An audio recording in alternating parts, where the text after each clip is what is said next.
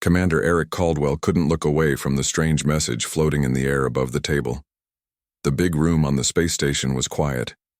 20 pairs of human eyes stared at the alien words that had arrived only 3 hours ago.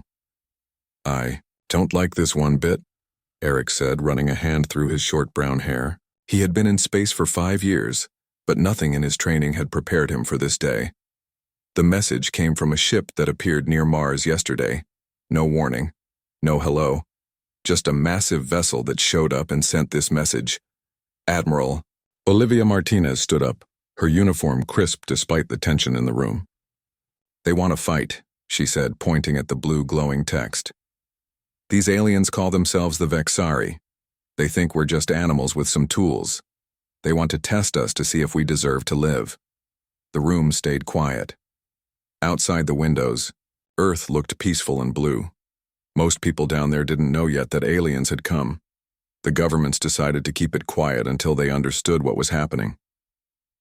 Dr. Gregory Walsh, a tall man with thick glasses, played with his pen, nervously. As the top scientist who studied possible alien life, this should have been the best day of his career. Instead, he looked scared. "I've studied the message more than anyone," he said. "The Vexari have watched us for over 50 years.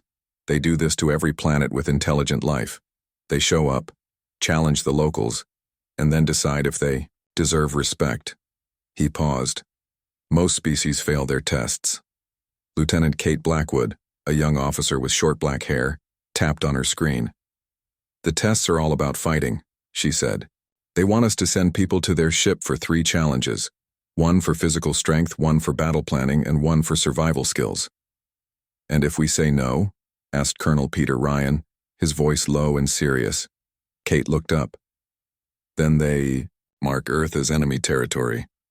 I think that means they attack us." Eric walked to the window and looked out at the stars. Somewhere out there, the Vexari ship waited for their answer. The scan report said it was huge, over 3 miles long. Earth's best weapons would barely scratch it. "They're bullies," said Dr. Samantha Wells, who had been quiet until now. The weapons expert pushed her red hair behind her ear. "They pick on species that just figured out space travel because we're the weakest. It's like finding a kid who just learned to walk and challenging them to a race." Admiral Martinez nodded. "But we can't run from this race. We have to compete." Eric turned from the window. "The Vexari ships have energy readings we can't even measure properly. Their metal is something we've never seen before. Fighting them head-on would be suicide. So we just give up?" Colonel Ryan asked, his face red with anger. "Let them push us around?" "No," Eric said firmly. "We accept their challenge, but we do it our way." He walked to the main screen and pulled up images of the Vexari ship. "We know almost nothing about them, but they think they know us. That's their first mistake." The room grew quiet again as Eric pulled up human history on the screen. "Look at our story. When has humanity ever fought fair when survival was on the line? We don't win because we're the strongest. We win because we're the most creative, the most adaptable." Dr. Wells smiled for the first time. "And the most sneaky when we need to be." Eric nodded. "The Vexari think they're testing us, but really we'll be studying them. Every minute we spend on their ship is a chance to learn their weaknesses." Admiral Martinez stood up straighter. "I like where this is going, Commander. What's your plan?" "We send our people, not just the strongest fighters, but our smartest, people who can observe and adapt. While they compete in these challenges, they gather intelligence. We learn everything we can about the Vexari." Lieutenant Blackwood raised her hand. "The message says we have 48 hours to select our champions and send them to the Vexari ship." "Then we better get started," Eric said. "I want our best people from every field, not just military, but scientists who can pass as warriors if needed. People who think differently." The next day, 12 humans stood in the launch bay. They were an unusual group. Some were soldiers, some scientists, some both. Each had been chosen not just for strength or skill, but for their ability to notice details, to think quickly, to adapt. Eric addressed the team, his voice strong despite his fear. "You're not just fighting for yourselves. You're fighting for everyone on that blue marble out there." He pointed to Earth visible through the window. The Vexari think they're testing us, let them think that. But your real mission is intelligence gathering. Learn everything you can about them. Major Lisa Rodriguez, a combat specialist with more fighting titles than anyone in the room, nodded firmly. They'll expect us to be scared, to be impressed by their technology. We won't give them that satisfaction. Dr. Alex Freeman, who looked more like a college professor than a soldier, smiled. Humans have always been underestimated, first by nature, then by each other, now by aliens. It's almost comforting how consistent the universe is. The team laughed, tension breaking for a moment. The shuttle leaves in 1 hour, Eric said. Earth is counting on you, even if they don't know it yet. As the team prepared, Eric walked to the observation deck. The Vexari ship was visible now, a dark shape against the stars, waiting. You picked the wrong planet to mess with, he whispered. Back in the command center, Admiral Martinez was coordinating with Earth governments. Plans were already being made. If the team failed, Earth would not go down without a fight. But Eric knew something the Vexari didn't. Humans had never needed to be the strongest to win. They just needed to be the most determined, the most innovative, and when necessary, the most ruthless. The Vexari had challenged humanity. They thought they were the hunters. They didn't realize they had just woken the true apex predators of Earth, and humans were ready to answer with unexpected violence if needed. The human team stepped out of their shuttle onto the Vexari ship. None of them had ever seen anything like it. The walls seemed alive, with lights moving through them like blood in veins. The air smelled strange, like metal and something sweet that none of them could name. Major Lisa Rodriguez walked at the front of the group. As Earth's top fighter, she would face the first challenge. Behind her, 11 other humans followed closely, eyes darting everywhere, taking in every detail just as Commander Caldwell had ordered. Remember, Lisa whispered to the team, we're not just here to fight, we're here to learn. The hallway opened into a massive round room. It was huge, bigger than a football stadium but completely empty in the middle. Around the edges, hundreds of aliens sat watching. The Vexari were tall, with bodies covered in hard shells like insects. Their eyes, 4 on each face, blinked at different times as they stared at the humans. A Vexari much larger than the others stepped forward. Its shell was decorated with colorful lines and symbols. When it spoke, a small device near the humans translated its clicking sounds into English. I am Draxel, ambassador of the Vexari Empire, the alien said. Its voice through the translator sounded flat and emotionless. Your species has been granted the honor of the 3 trials. Most fail. Most are then properly classified as servant species. Dr. Alex Freeman, standing near the back of the human group, whispered to Dr. Wells. Servant species? That doesn't sound good. Draxel continued. The first trial tests physical combat ability, the most basic qualification for a species to be taken seriously. The ambassador pointed one of its 4 arms at Lisa. Your smallest warrior will face our junior combat trainer. The humans looked at each other.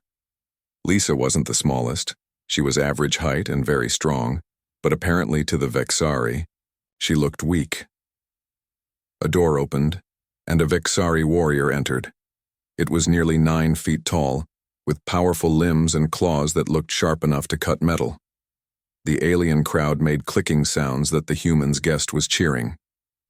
Begin when? The light changes, Draxel said, moving away. Lisa stepped forward into the open area. As she did, she felt her body become lighter. The gravity here was different. Not zero gravity, but less than Earth's pull. Interesting, she thought, bouncing slightly on her toes. This could be useful. The Vexari warrior approached, its 4 arms spread wide. It clearly expected to grab Lisa and end the fight quickly. The light above them changed from blue to green. The warrior lunged forward with surprising speed, but Lisa had been watching carefully. The big alien moved well, but there was a pattern to it, a slight movement of its lower right arm before attacking. She dodged left, using the lower gravity to leap farther than would be possible on Earth. The Vexari crowd went silent. Lisa landed and spun to face her opponent. Now she knew much more. The alien was strong but moved in predictable ways. Its back, shell had small gaps near the joints, possible weak points. The warrior attacked again, all four arms grabbing for her. Lisa dived between its legs, rolling to her feet behind it. The alien was slow to turn. Its strength came with a cost. They're not used to fighting smaller, faster opponents, Lisa realized. She didn't need to match its strength. She just needed to be smarter. For 6 minutes, the fight continued. Lisa never tried to match force with the Vexari. Instead, she used movement, speed, and precision. When she attacked, she targeted the joint areas where the shell was thinnest. Finally, she saw her chance. The warrior lunged forward in frustration, overextending. Lisa used the lower gravity to leap high, coming down on its back. With precise strikes to 3 key nerve points she had identified, she brought the massive alien to its knees. With one arm locked behind it at an awkward angle, and Lisa's knee pressing on a sensitive junction of its neck plates, the warrior could not move without causing itself pain. "Submit," Lisa said firmly. The translator carried her word to the crowd. For several seconds, there was complete silence. Then Draxel stepped forward. "Unexpected," the ambassador said. "The physical trial had passed." The next challenge came quickly. Lieutenant Frank Miller, a tactical expert with the Special Forces, stepped forward as Draxel explained the second trial. "Strategy determines species dominance," the ambassador said. "You will compete against 3 of our tacticians in a territory control exercise." The center of the room changed. The floor lit up with a glowing map. Mountains, valleys, rivers, and forests appeared in miniature. At 3 points, small Vexari figures materialized. At a 4th point, a human figure appeared. "Control the central point for 100 time units," Draxel explained. "Your opponents will try to eliminate you or take control themselves." Frank studied the map carefully. The 3 Vexari were positioned to surround the central point. They had the advantage of numbers and position. A direct approach would fail. The trial began. The Vexari moved their pieces confidently, using standard military tactics, establishing a perimeter, watching all approach routes. But Frank did something strange. He moved his piece away from the center, into the forest area. The Vexari seemed confused but adjusted their positions to prepare for his eventual approach. Instead, Frank used the forest cover to circle around. He created false trails, backtracked, and set up what looked like traps but weren't. The Vexari began to spread out, trying to find him. "What is this strategy?" One of the Vexari tacticians clicked loudly. "Fight properly," Frank smiled. They expected direct confrontation. He was using distraction and misdirection instead. When the Vexari pieces were sufficiently scattered, Frank made his real move. He had never intended to fight them. While they searched the edges, he slipped between their positions and reached the central point. By the time they realized what had happened, he had established control and created a defensive position using the terrain. The time units counted down as the Vexari tried to dislodge him. But Frank had chosen his position carefully. They couldn't approach without being exposed. When the final unit counted down, the map disappeared. Frank stood calmly, hands clasped behind his back. Draxel seemed agitated, his upper limbs twitching. "The strategy trial is past," he admitted. "Though your methods are unusual." The final trial fell to Chief Petty Officer Ben Harper, a survival expert who had lived through conditions that had killed others. The center of the room transformed again, this time into what looked like an alien wilderness. Strange plants grew from the floor and the air became hot and humid. "Survive the hunt," was all Draxel said. Ben was given a 10-unit head start before 3 Vexari hunters entered the environment. They carried weapons and tracking devices. The rules were simple: evade capture for 50 time units. But Ben didn't just evade. As he moved through the alien landscape, he studied everything: the plants, the terrain, even the hunting equipment the Vexari used. When one hunter passed beneath a large hanging plant, Ben used a stone to cut its stem. causing sticky fluid to fall on the hunter's sensory organs.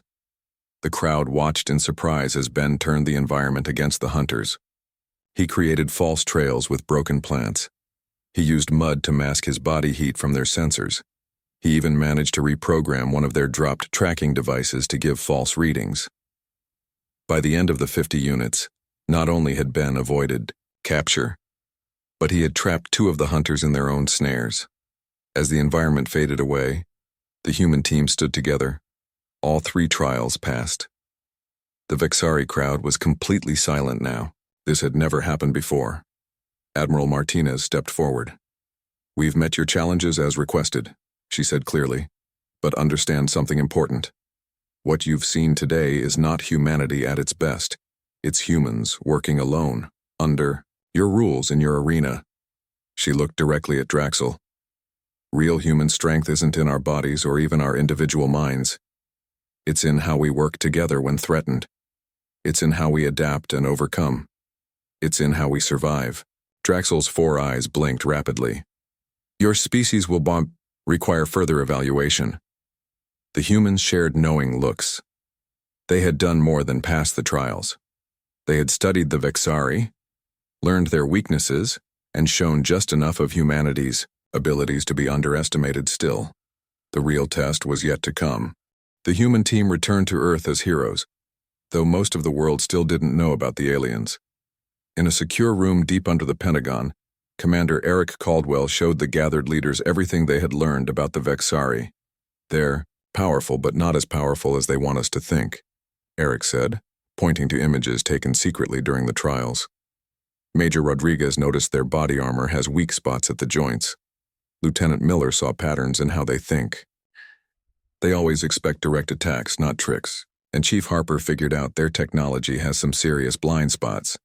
President Allison Cooper, a tall woman with gray-streaked hair, studied the images carefully. She had been president for only 8 months, and now she faced the biggest crisis in human history. "Do you think they'll leave us alone now that we passed their tests?" she asked. Admiral Martinez shook her head. "No, Madam President." The Vexari ambassador's final words were troubling. "They want to do more evaluation. I think they're surprised and confused by us, which makes them dangerous." As if to prove her, right? The main screen lit up with an alert. A new message from the Vexari ship had arrived. Dr. Wells tapped on her tablet to translate it. Her face grew pale as she read. "It's not good," she said. "They say our success in the trials was irregular and requires further investigation. They demand that Earth accept status as a protected developing world under Vexari guidance." "What does that mean?" asked the Secretary of Defense, his bushy eyebrows pulled together in concern. "It means we become their servants," Eric said, flatly. "They would control our governments, our resources, our future." President Cooper stood up straighter. "And if we refuse?" Dr. Wells scrolled through the message. "They say they will ensure compliance through superior force. They're threatening to attack us if we don't agree." "How long do we have?" the president asked. 48 hours, Dr. Wells answered. The room was quiet for a long moment.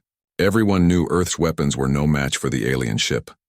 "Then we have 48 hours to find a way to fight back," President Cooper said firmly. "I will not surrender our planet." Eric stepped forward. "Madam President, I think we already have a way to fight back." The team didn't just complete the trials. They gathered intelligence the entire time. "We know more about the Vexari than they realize." He pulled up new images on the screen. "These are the Vexari ship layouts." Major Rodriguez memorized the paths they took her through. Dr. Freeman analyzed their air systems. Lieutenant Miller mapped their command structure based on how they ran the trials. Admiral Martinez continued, "Their technology is advanced, but it has patterns we can understand. Their ships use a neural network similar to our computers but more complex. Dr. Wells believes we might be able to disrupt it." Dr. Wells nodded excitedly. "Their systems operate on specific frequency patterns. During the trials, our team wore sensors that recorded everything. I think we can create a signal that would temporarily confuse their networks, like giving their computers a headache. But we'd need to deliver that signal inside their ships," Eric said. and we'd need more than just a temporary advantage. We need a plan to force them to leave our system completely. President Cooper looked around the room. Give me options. People. I want a plan that keeps Earth safe without destroying our planet in the process. For the next 24 hours, the best minds on Earth worked together. Military leaders, scientists, hackers, and strategists all focused on one goal: finding a way to defeat the Vexari without fighting a war. Earth would surely lose. Eric worked without sleep, coordinating teams and bringing ideas together. As hour 40 approached, he gathered everyone again to present their plan to the president. The Vexari expect us to either surrender or try a direct attack, he explained. We'll do neither. Instead, we'll use everything we learned about them, against them. The plan had 3 parts. First, Earth would appear to negotiate, asking for more time and requesting meetings on the Vexari ship. This would get a small team back aboard their vessel. Second, during these talks, hidden devices would be placed near key systems on the Vexari ship, ready to disrupt their neural networks on command. Third, and most daring, Earth would launch what appeared to be a small, desperate attack, just enough to make the Vexari lower their primary shields to use their weapons. At that exact moment, the disruptors would activate, and a specially designed computer virus would be transmitted into their systems. We can't destroy their ships, Eric admitted, but we can confuse their computers, disable their weapons, and force them to withdraw to protect themselves. President Cooper studied the plan carefully. What are our chances? Honestly, maybe 50%, Eric said. But if we surrender, we lose everything for certain. And if we fail? She asked quietly. Then we take as many of them with us as we can, Admiral Martinez said firmly. The president was silent for a long moment. Make it happen, she finally said. As the deadline approached, the Vexari ambassador Draxel received Earth's response. Humans requested a final meeting to discuss terms. The ambassador, confident in Vexari superiority, agreed. A small team led by Admiral Martinez returned to the alien ship, carrying hidden devices designed by Dr. Wells.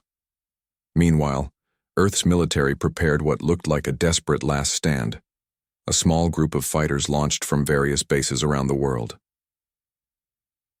The Vexari saw this pathetic display of resistance and prepared to swat the human ships away. Just as they lowered their main shields to fire, Admiral Martinez gave the signal. Across the massive alien ship, the hidden devices activated, sending carefully designed signals through the Vexari neural network. At the same time, Earth's communication arrays blasted the enemy vessel with the computer virus. The effect was immediate and dramatic.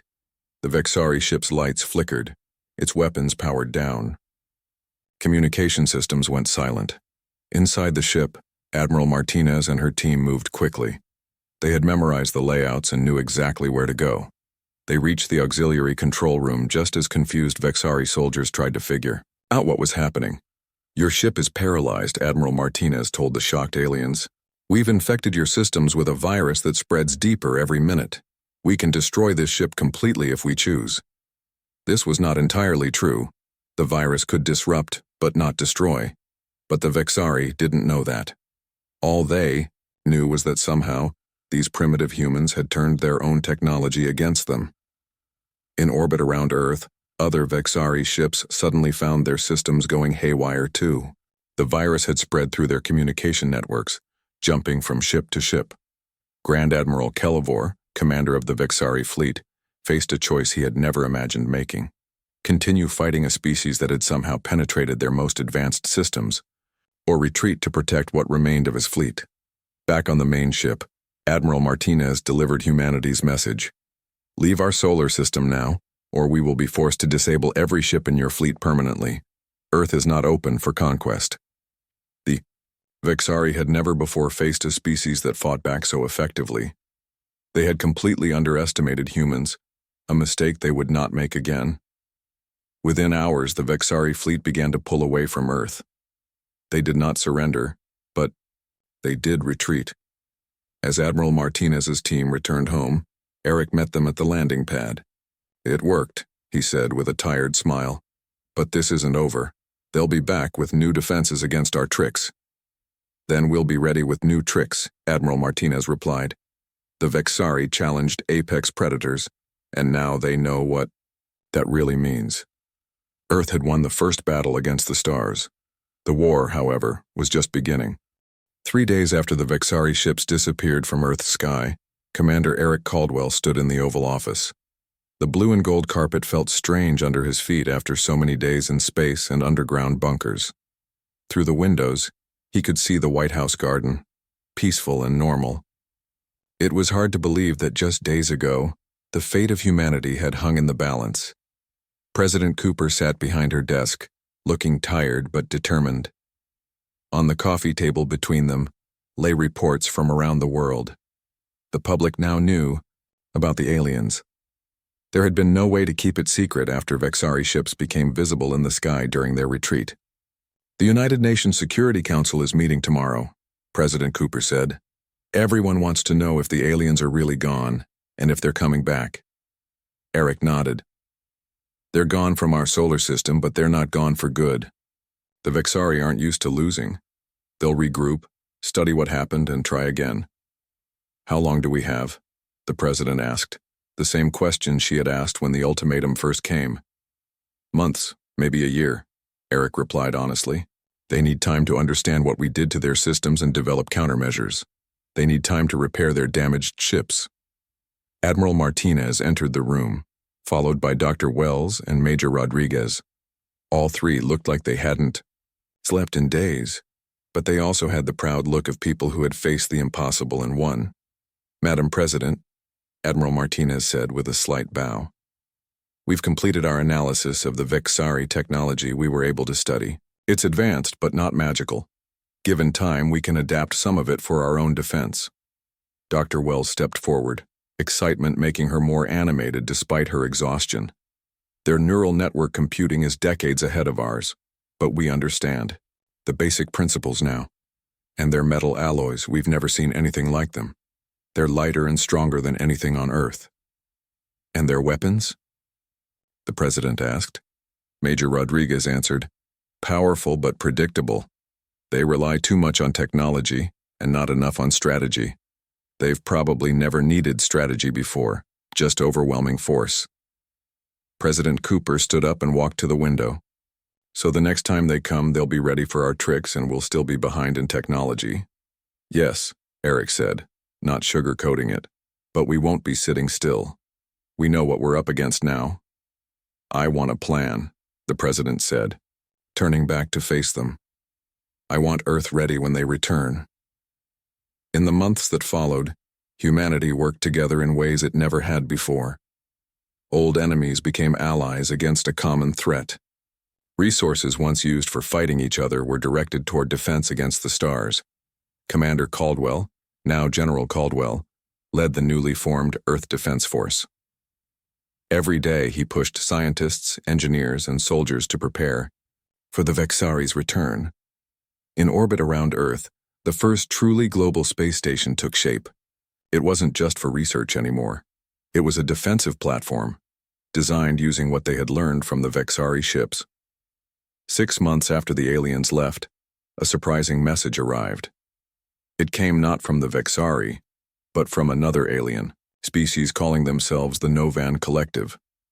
We observed your encounter with the Vexari Empire, the message said in carefully translated English. No species has ever forced them to retreat before. We wish to establish communication. The message included coordinates for a meeting point near Jupiter. After much debate, Earth sent a heavily armed ship to the meeting. General Caldwell insisted on leading the mission himself. The Novan ship was smaller than the Vexari vessels had been, with a sleek design that reminded Eric of sea creatures from Earth. When the aliens emerged, they looked nothing like the insect-like Vexari. The Novans were tall and slender with smooth blue skin and large, gentle eyes. We have watched your world for decades, the Novan representative said through a translator device. But we do not interfere with developing worlds. The Vexari do not share our philosophy. They believe all other species exist to serve them. We figured that out, Eric said dryly. The Novan made a sound that might have been a laugh. Indeed. You are the first species in our recorded history to defeat Vexari forces in direct confrontation. This has changed things in our part of the galaxy. Over the next few hours, Eric learned that the galaxy was full of intelligent life, hundreds of species on thousands of worlds. Some, like the Novans, believed in non-interference and peaceful coexistence. Others, like the Vexari, believed in conquest and control. The Vexari will return to your world, the Novan warned. They cannot allow your victory to stand. It challenges their entire belief system. We'll be ready, Eric promised. Perhaps, the alien said, but you would fight alone. Unless... What? Eric asked. Unless Earth were to join the Galactic Conclave, an alliance of species who believe in mutual protection and knowledge sharing, Eric thought carefully before answering. That would be a decision for all our world's leaders, not just me, but I can bring your offer back to Earth. 1 month later, 5 human representatives stood before the Galactic Conclave: General Caldwell, Admiral Martinez, Dr. Wells, Major Rodriguez, and President Cooper herself. They were the first humans to travel beyond our solar system, using a Novan ship that moved through space in ways human science couldn't yet explain. The Conclave Hall was massive, with representatives from 27 different intelligent species. Some looked almost like humans. Others were so different that human minds struggled to understand what they were seeing. President Cooper addressed the gathered aliens with calm dignity. Earth comes before you not as a primitive world seeking protection, but as equals offering alliance. We have faced the Vexari Empire, and have shown that determination and ingenuity can overcome even the most advanced technology. A murmur ran through the hall as her words were translated into dozens of alien languages. We do not wish for war, she continued, but we will not surrender our freedom to anyone, no matter how powerful they may seem. If the Conclave truly believes in mutual protection, then Earth offers its unique strengths to this alliance. Grand Admiral Kelivor of the Vexari Empire stood suddenly from his place at the far side of the hall. His 4 eyes blinked rapidly in what humans now knew was a sign of agitation. This is unprecedented, he clicked loudly. Never has a species been admitted to the Conclave without completing the full development cycle. These humans are barely space-capable. President Cooper met his gaze steadily. And yet, Admiral, when we faced your fleet, whose ships were forced to retreat? The hall went completely silent. The Novan representative broke the tension. The humans have demonstrated qualities that the Conclave values: innovation, determination, and the ability to overcome seemingly impossible odds. More importantly, they have shown they will fight for freedom, not just their own, but potentially for others as well. The vote that followed was not unanimous, but it was decisive. Earth would join the Galactic Conclave, with all the responsibilities and benefits that entailed. The Vexari representatives left the hall in protest.